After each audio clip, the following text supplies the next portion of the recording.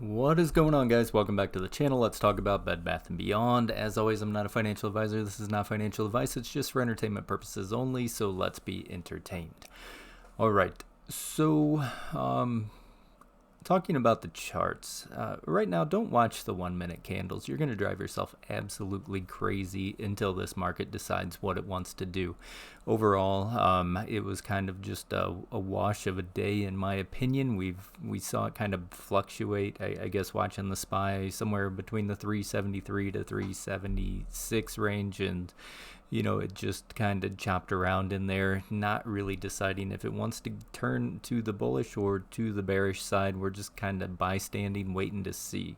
So if the 375 range doesn't hold, watch that 373 and then watch the 371 to the downside, which is going to impact us here, no doubt. And if that 373, 375 range does actually hold up and it wants to turn around, then I think we'll be going the other direction. So where we sit is kind of interesting, and personally, I'd be sitting on my hands right now waiting to see what happens, because I think it was 2 or 3 videos ago we said it was either in just flagging out or in this wedge. Now yesterday it was appearing to be more in the wedge, but today, falling out of that wedge, it looks like we are more in the channel. But I guess good news again is both of those break up. Just with the wedge, we kind of have a deadline as to where we think it's going to make its break out.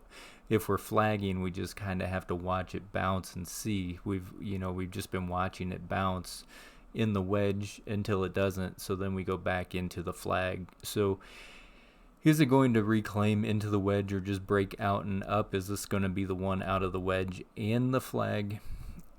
Gonna depend on the overall markets, in my opinion. If markets are good, yes, I think it will be the time that we break up and out. But if we just continue to sideways chop and do whatever we did today, we'll probably expect some more of this bouncing around. Now we're going into protection mode, I guess, at this point, more so than talking about the upside until we have a clear direction to talk about the upside. So watch that 680 level. Looks like we not only tapped it, but broke through it just slightly. So be watching that on the downside as of right now, because we are sitting below roughly that 715, 717 range that we were talking about yesterday. Want to see that reclaim. So watch it break through. It might even want to come down, retest it before it pushes up, especially if it's going to do it somewhere around this wedge, because that would be another area of resistance for us. So keep an eye there. From there to the upside, $7.36. From there, about $7.75.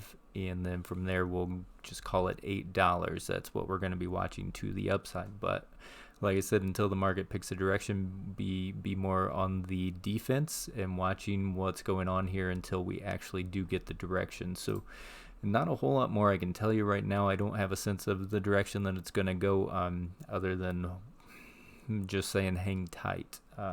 Ortex, 35.15% live short interest, 27.17 million.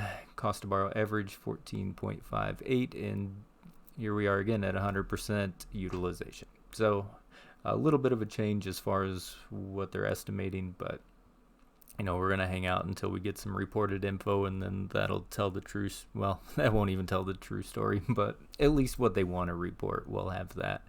So just keep an eye on the markets. If the markets start to turn around and get a little bit bullish, then watch your breakout levels. If they turn bearish, protect yourself and to the downside. And that's about all that we can really say as of right now. So I appreciate you guys coming back, watching another one. I will catch you in the next video. As always, stay golden, people, and may your accounts stay green.